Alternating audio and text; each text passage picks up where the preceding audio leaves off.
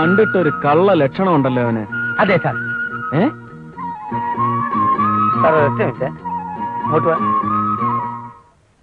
നീ എന്തിട്ട് അതേന്ന് പറഞ്ഞേ? എന്നെ കണ്ടാൽ നല്ല ലക്ഷണം ഉണ്ടെന്നല്ലേ പറഞ്ഞത്? അതെ. ഇല്ലേ? എടോ, കഴിയുന്നതും വേഗം ചികിത്സിച്ചിട്ടില്ലെങ്കിൽ നിന്റെ ലൈഫ് സ്പോയിലായി പോകും. ലൈഫ് ബൈ സോപ്പാ? ചന്ദ്രിക സോപ്പ്. എത്ര എണ്ണം? ഇങ്ങോട്ട് പറ. ഞാൻ ഇവിടുത്തെ സിറ്റുവേഷൻസ് ഒക്കെ ഒന്ന് പറഞ്ഞ് മനസ്സിലാക്കി കൊടുക്കായിരുന്നേ. തനിക്ക് ചോറും കറിയൊക്കെ ഉണ്ടാക്കാൻ വരുന്ന വഴിക്ക് സൈക്കിൾ ചോറും കറി അസലായിട്ട് ഉണ്ടാക്കൂ.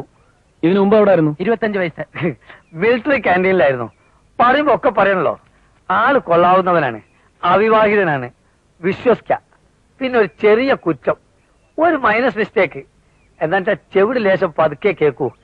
അത് ഈ മിലിറ്ററിയിലാണ് സമയത്തെ ഈ ബോംബും വെടിയലും കൂടി മാറി മാറി മാറി പൊട്ടി ഒച്ച കേട്ടിട്ട് ഇത് പോയിപ്പോയതാ. അത് ചിലർക്കൊക്കെ ഉണ്ടാവും, എപ്പോഴൊന്നും ഉണ്ടാവില്ല കേട്ടോ. അല്ലേ? ഒന്നുമില്ല, നീ പോയി ചായ ഉണ്ടാക്ക്. അപ്പൊ ജോലി ഉറച്ചാ? നീ പോയി ചായ ഉണ്ടാക്ക്. ആള് പാവാണ്. കരഞ്ഞിട്ടൊന്നും കാര്യമില്ല. മോങ്ങാതെ കുട്ടി, മോങ്ങാതെ. കൃത്യമായി ഫീസ് തരുന്നവർക്ക് ഇനി സനാതന കോളേജിൽ പ്രവേശനമുള്ളൂ. ഇത് എന്തത് പിള്ളേരിയ? അന്ന് മാഷ് അമ്മയടുത്ത് പറഞ്ഞില്ലേ കിട്ടുമ്പോ തന്നാ മതിന്ന്? അയ്യോ, അന്ന് ക്ലാസ് കുട്ടികളില്ലാത്തതുകൊണ്ട് നിങ്ങളുടെ കയ്യും കാലൊക്കെ പിടിച്ച് എങ്ങനെയോ ദൈവസഹായം കൊണ്ട് ഞാനൊരു വിധത്തിലത് ഒപ്പിച്ചെടുത്ത്. അന്നത്തെ കോളേജാണോ ഇന്ന്? 5 മാസം വന്നതിന് ശേഷം കുട്ടികളുടെ ഡബിൾ ഫീസായിട്ട് ഇങ്ങനെ ക്യൂ നിൽക്കുക. ഈ സനാതനത്തിലോട്ടൊന്ന് എങ്ങനെയെങ്കിലും ഒന്ന് കയറാൻ. ഒരാഴ്ചത്തെ അവധി. No no no. ഡിസിപ്ലിന്റെ കാര്യത്തിൽ ഞാൻ ഭയങ്കര സ്ട്രിക്റ്റാ. അതുപോലെ തന്നെ ഫീസിന്റെ കാര്യത്തിൽ ഡബിൾ സ്ട്രിക്റ്റാ. അതെന്റെ ജന്മ സ്വഭാവ. നിങ്ങൾക്കിപ്പോ ഇത്, എനിക്ക് അതല്ല നല്ലതല്ല. പല മന്ത്രിമാരും റെക്കമെൻഡേഷന് വേണ്ടി ഫോൺ ചെയ്താൽ ഞാൻ എന്ത് ചെയ്യുന്നതെന്ന് വീട്ടില്ല. എന്താ രാധ എന്തിനാ കരയുന്നത്? മാഷ എന്നെ പറ. ഈ കുട്ടി 3 മാസമായി ഇവിടെ ഫീസ് തന്നിട്ട്. അല്ല, ഞാൻ അറിയിച്ച് ചോദിക്കാണ്, ഈ കുട്ടിക്ക് എന്താ ഈ സ്ഥാപനത്തിൽ ഷെയർ ഉണ്ടോ? മാസം നിങ്ങൾക്ക് ഞാൻ എണ്ണി തരണ്ടേ ശമ്പളം? എന്താ ഫീസ് കൊടുക്കാത്തത്? ഇതെന്താ ധർമ്മസ്ഥാപനം വല്ലതും ആണോ? അതുപോലെ അതേ ഒന്നുകൂടി ചോദിക്കും. ഞാൻ സർ, വീട്ടിലെ കാര്യം വളരെ കഷ്ടമാണ്. അമ്മയ്ക്കിപ്പോ കമ്പനി പണിയില്ല. അച്ഛൻ ഞങ്ങളെ ഉപേക്ഷിച്ചിട്ട് പോയി. സർ, ക്ലാസ്സിൽ ഏറ്റവും നന്നായി പഠിക്കുന്ന കുട്ടിയാണ് രാധ. ഞാനതിന് എതിരൊന്നും പറഞ്ഞില്ലല്ലോ. പക്ഷെ ഫീസ് തരുന്നില്ലല്ലോ. രാധയുടെ ഫീസ് എന്റെ ശമ്പളത്തിൽ നിന്ന് പിടിച്ചോ. കുട്ടി ക്ലാസ്സിൽ പോ.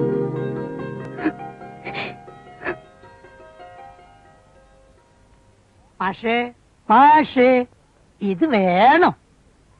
സാറിന് ഇപ്പൊ എന്താ വേണ്ടേ? അയ്യോ, എനിക്കൊന്നും വേണ്ട. ഫീസ് വേണ്ടേ? അത് വേണം. അനന്തം മാഷ് ഫീസ് കൊടുത്ത കാര്യം നീ നിന്റെ അമ്മയോട് പറഞ്ഞോ? ഞാൻ പറഞ്ഞു. മാഷ് ഒരു പ്രത്യേക ടൈപ്പാണല്ലേ, ആരോടും മിണ്ടാത്ത ഒരു പരുക്കൻ. ഏയ്, നമുക്കങ്ങനെ തോന്നുന്നതാവും. മാഷ് പാവാ.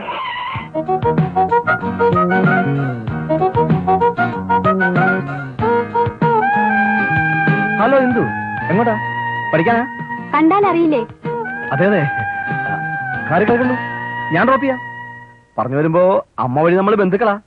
വേണ്ട, ഞങ്ങൾ ബസ്സിൽ പൊയ്ക്കോളാം. അല്ല, ഇത് നമ്മുടെ ഭാർഗവിയമ്മയുടെ മോളല്ലേ? Your good name please? Radha. ഞാൻ ചന്ദ്രശേഖരൻ നായർ, ദുബായിൽ വ്യവസായിയാണ്. ഇപ്പൊ എങ്കിൽ പോന്നു ഒരു റെസ്റ്റിന്. എന്നാ രാധക്കാർക്കുള്ളൂ. വേണ്ട, ഞങ്ങൾ ബസ്സിൽ പൊയ്ക്കോളാം. ബസ് വന്നു, വണ്ടി നമുക്ക് പോവാം.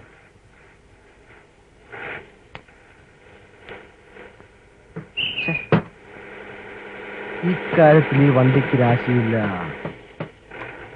ഇതിനെ മാറ്റികളെ. ഇതൊന്നും വേണ്ടായിരുന്നല്ലോ കുഞ്ഞെ. അയ്യോ, അങ്ങനെ പറയരുത്. ദുബായിൽ നിന്ന് കൊണ്ടുവന്ന തുണിയെല്ലാം വീട്ടിൽ വെറുതെ കെട്ടിക്കിടക്കുക.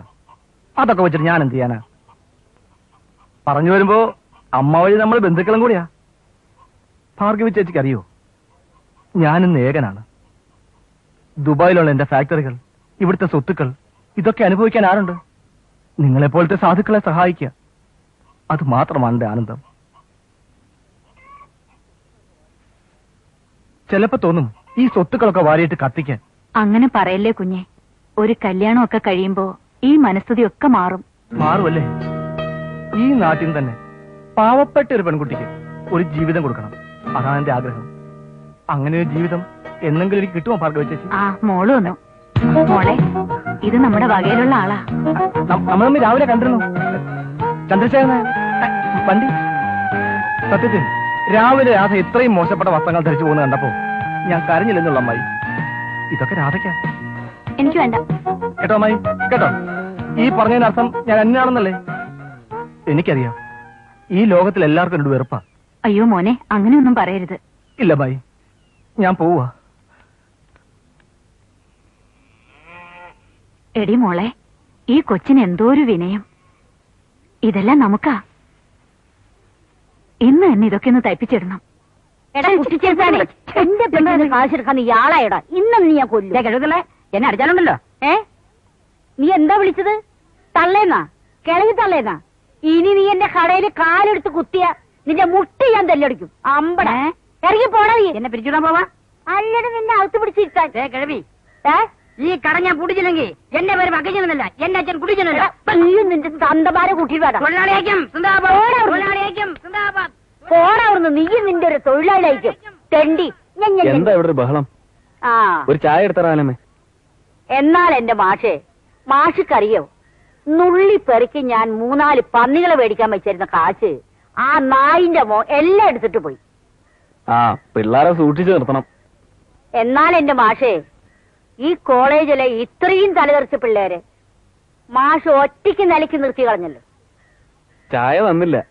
ചായ ഇപ്പൊ തരാം. ആദ്യം ഈ പഴം തിന്ന്.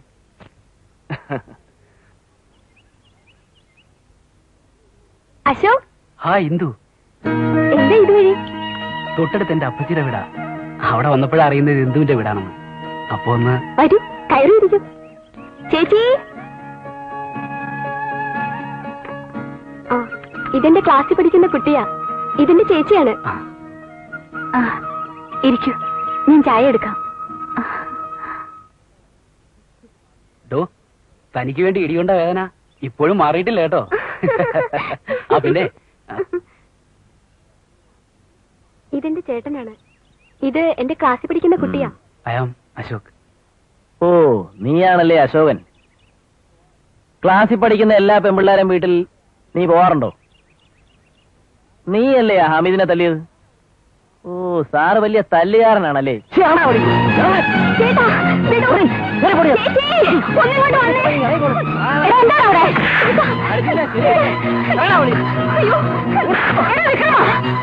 ഓ, അനുജത്തിക്ക് അഴിഞ്ഞാടാൻ ചേട്ടത്തിയുടെ ഒത്താശ.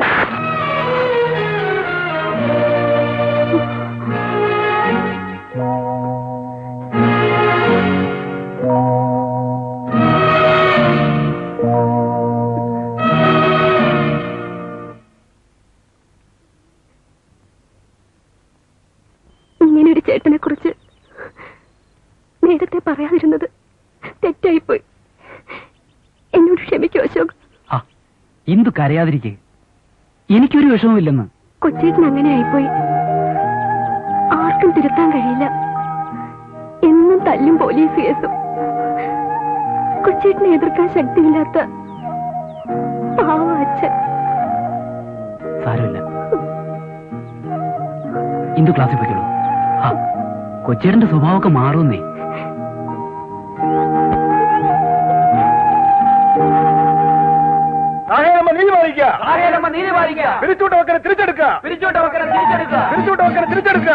അയ്യോ എന്റെ കർത്താവേ, എന്തായി കാണുന്നത്?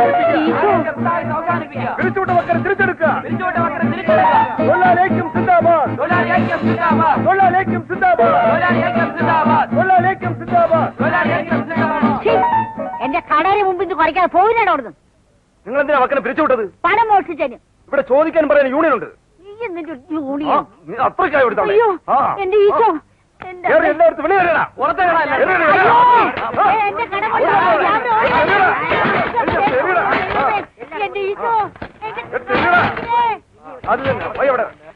പിന്നെ രാധ പറയുന്ന എന്റെ വീടൊരു കൊട്ടാരം പോലെ ഉണ്ടെന്നാ.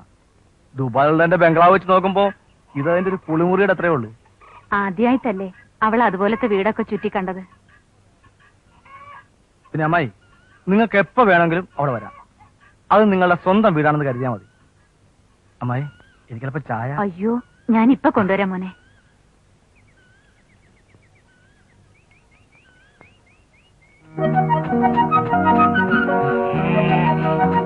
ഞാനൊരു കാര്യം ചോദിച്ചാൽ ഞാൻ സത്യം പറയും.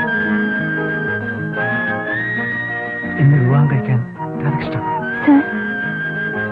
രാധ എനിക്ക് വേണ്ടി ചെയ്യുന്ന ഏറ്റവും വലിയ ത്യാഗമായിരിക്കും. മോനെ മധുരം കൂടുതൽ വേണോ? ശകലം കൂട്ടിട്ടോ. ഞാൻ കുറെ ചോദിക്കാൻ വിചാരിക്കുന്നേ, നിങ്ങൾക്ക് നാട്ടിൽ അമ്മ മാത്രമേ ഉള്ളൂ എന്നല്ലേ പറയണേ? എന്നാ അവരും കൂടി ഇങ്ങോട്ട് കൊണ്ടുവന്നൂടെ? ആ ആലോചിക്കുന്നുണ്ട്. ഇത് എത്ര കാലം ആലോചിക്കും? പിന്നെ വേണ്ടിയില്ല നല്ലൊരു കൂട്ടുണ്ടെങ്കിൽ ഉള്ളത് ഹാഫ് പൊട്ടനും. ആ ഞാനും അങ്ങനെയൊക്കെ തന്നെ. ഇനി ഇമ്മ കൊണ്ടുകൊണ്ടിരും, ഞാൻ കെട്ടൂല, വേണ്ടെന്നറിയും. ബാപ്പ കൊണ്ടുകൊണ്ടിരും, ഞാൻ വേണ്ടെന്നറിയും, കെട്ടൂല. പിന്നെ അമ്മയും ബാപ്പയും കൂടി കൊണ്ടുവന്ന്, അത് പിന്നെ നമ്മുടെ കുടുംബക്കാരെ തന്നെ. ഞാൻ കെട്ടിയില്ല. ആ ഓളെയാണ് നമ്മൾ വക്കീൽ ഇബ്രാഹിം ഇപ്പൊ കല്യാണം കെട്ടി. പിന്നെ ഞാൻ കെട്ടി നമ്മളെ ജമീലനെ. ശരിക്ക് പറഞ്ഞാൽ ഞാൻ കെട്ടിയതല്ല, അത് ഞാൻ കുടുങ്ങിപ്പോയതാ. ഈ ജമീലക്ക് ഞാനൊരു